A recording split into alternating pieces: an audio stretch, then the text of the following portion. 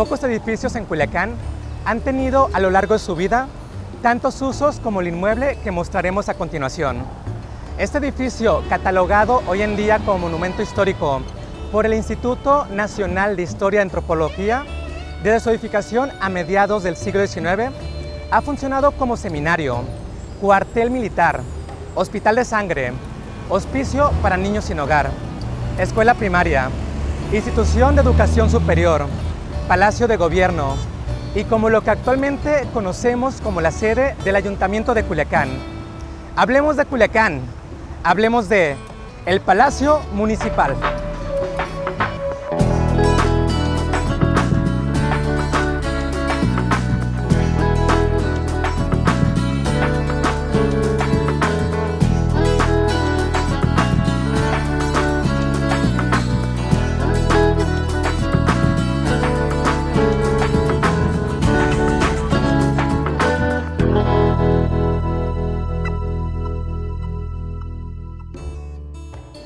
Este edificio, ubicado en la avenida Álvaro Obregón, entre las calles Benito Juárez y Mariano Escobedo, es la sede de la Presidencia Municipal y por tanto es considerado el Palacio Municipal de Culiacán.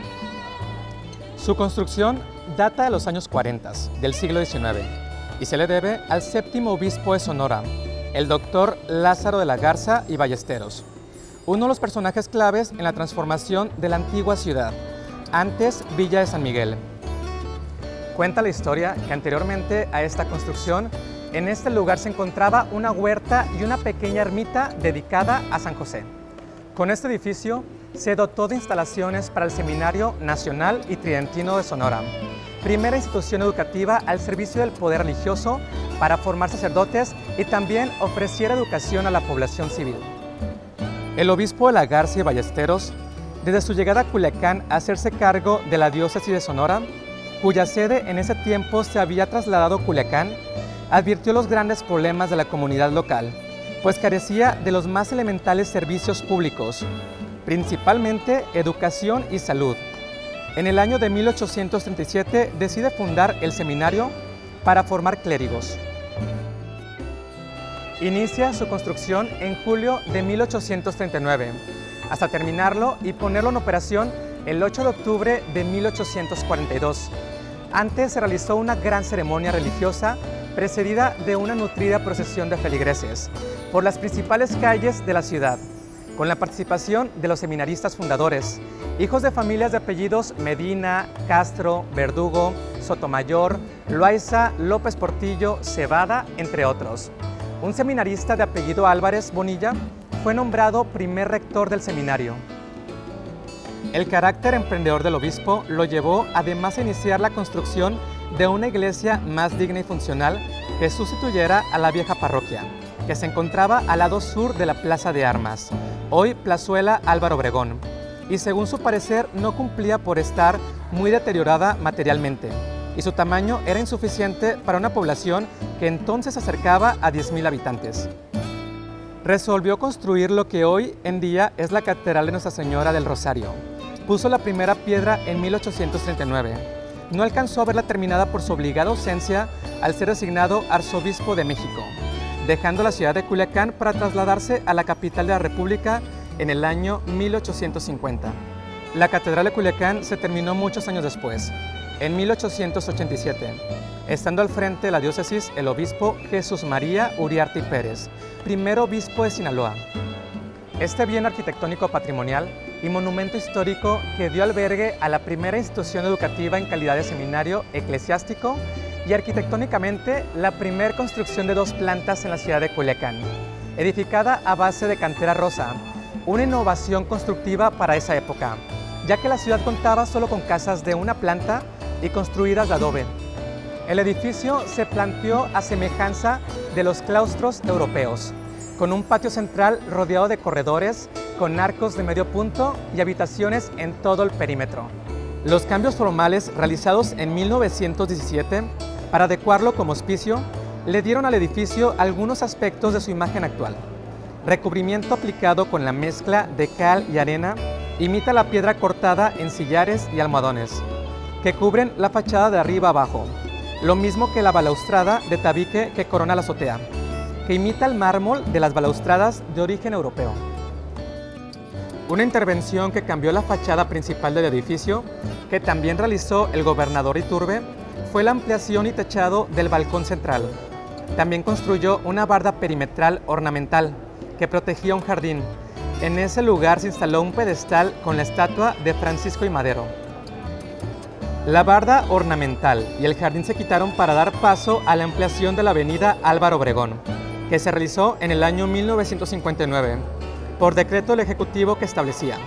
Se restan al edificio de institución pública 685 metros 57 centímetros del solar que se encuentra edificando al Hospicio Francisco I. Madero y funciona la Escuela Josefa Ortiz de Domínguez, para ser destinada a la ampliación de la avenida Álvaro Obregón de esta capital. El uso del edificio, una vez concluida la etapa de hospicio, cambió al no existir en el estado una escuela normal que formara a los maestros que requería la demanda escolar.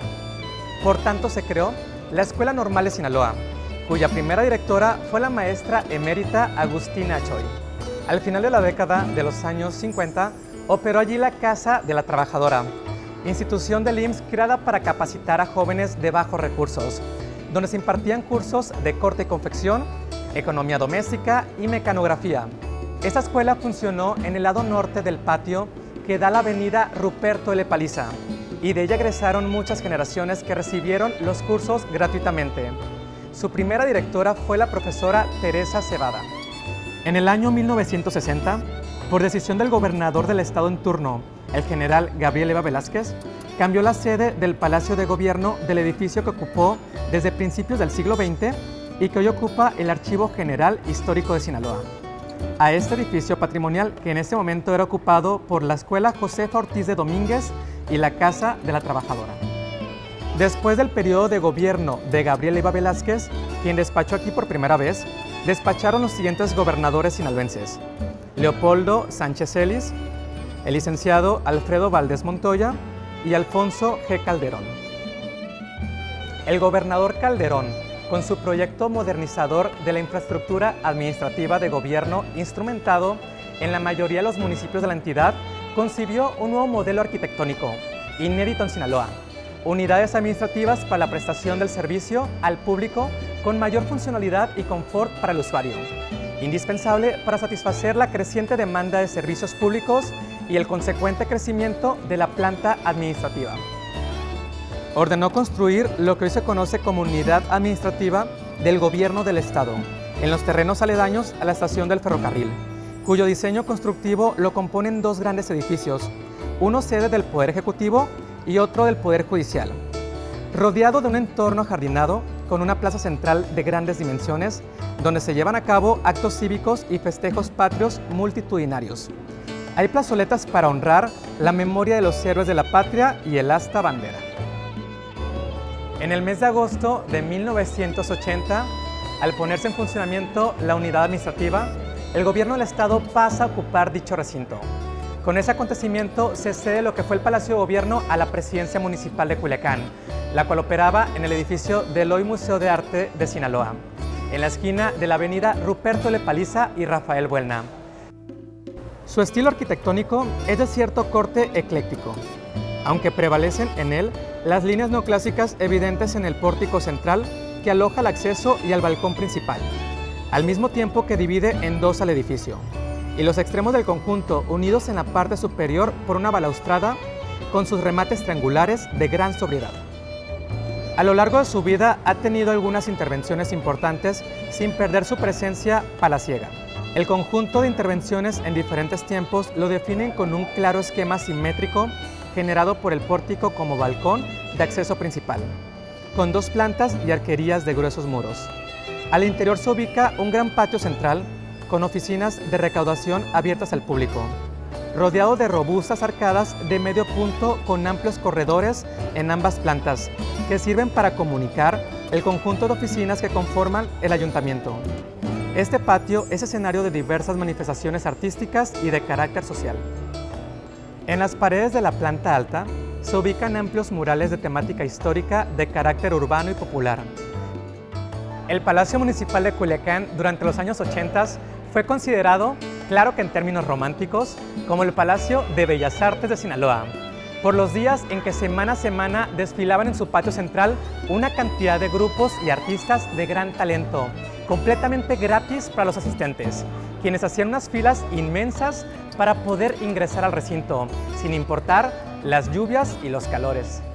En ese recinto se aplaudieron a grandes celebridades, como Mercedes Sosa, Óscar Chávez, Amparo Ochoa, Eugenia León, Tania Libertad, Facundo Cabral, entre otros, durante su época luminosa con los Viernes Culturales, que era parte del programa cultural que propuso durante su mandato el exgobernador Ernesto Millán Escalante. Lastimosamente, no todo fue fiesta y glamour durante aquellos años en este bello palacio, y es que en 1989 nuestro Palacio Municipal ardió en llamas tras la pugna entre militantes de dos diferentes partidos políticos, unos defendiendo el triunfo electoral del exgobernador Lauro Díaz Castro y los otros en plan de resistencia civil, alegando fraude contra la figura de Rafael Morgan Ríos. Tras este conflicto postelectoral, los habitantes de esa época vieron con asombro cómo ardía el Palacio Municipal. Vieron a personas subir hasta la azotea y bajar por los postes de la luz para salvarse. Vieron cómo los bomberos rescataban a personas intoxicadas o en estado de shock. Este suceso le costó la vida a una persona. Y por supuesto, hubo pérdidas millonarias.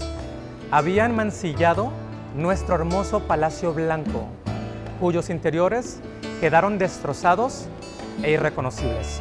Al final de cuentas, ninguno de estos dos partidos políticos tuvo el valor ni la dignidad de reconocer quién había suscitado esta tragedia. Actualmente, nuestro Palacio Municipal es visitado por cientos de culiacanenses diariamente con la intención de realizar diferentes tipos de gestiones burocráticas, como el pago de prediales, placas y licencias, y trámites como permisos de mercado, para construcción, cartillas militares, cartas de identidad, solicitud de servicios públicos como limpieza de camellones, alumbrado público, entre muchos otros servicios. Nos encontramos en el interior de este edificio y vamos a buscar algunas personas para preguntarles qué tanto saben sobre la historia de nuestro Palacio Municipal y cómo perciben el interior de este inmueble y sobre todo qué representa para ellos como culiacanenses el Ayuntamiento de Culiacán. Pues mira, claro que tiene muchísima historia, se puede ver reflejado en todas las pinturas que vemos aquí alrededor, desde los centros que los culiacanenses desde hace mucho tienen. Siento que tiene muchísima historia, es muy importante también conocer este tipo de establecimientos que las personas pues a veces vienen solo como a trámites, muy casual, pero realmente sí tiene una historia detrás y a mí se me hace que llena de orgullo por la historia que conlleva y es muy interesante. Para mí representa como todo el conjunto de lo que es la historia de aquí de Culiacán. Creo que todos los muros representan algo de historia y que nos ayuda como a tener un poquito más de cultura y de amor hacia lo que es nuestra bella ciudad. Bueno, personalmente me gusta mucho pues el mantener como lo histórico de aquí, ¿no? Que creo que sí se ve como que un poquito y eso me gusta mucho. Pues a mí me encanta trabajar en un lugar con tanta historia, construido en el año de 1838 y sede de un montón de cosas, fue orfanato, fue cuartel militar, fue sede de algunas escuelas, con una arquitectura típica de un fuerte europeo, con arcos de medio punto. Es una cosa que, entras y agradeces como el arte y la atmósfera de cultura que te da el hecho de llegar a un edificio con tantos y tantos años de cosas que contar. Cualquiera que ame Culiacán se regocija de orgullo al ver su Palacio Municipal, señorial como ningún otro en la ciudad, luciendo siempre pintado de blanco, fresco por su jardín, palmeras y fuentes de agua cristalina. Bien podemos presumir que es nuestra Casa Blanca. A nuestro edificio lo respalda un bagaje histórico muy importante, el haber sido sede de instituciones tan poderosas como son las de la Santa Iglesia y el gobierno. Primero como Seminario Tridentino y finalmente Palacio de los Gobiernos Estatal y Municipal. Nada más y nada menos que los dos entes que han desarrollado los destinos de nuestra sociedad desde siempre.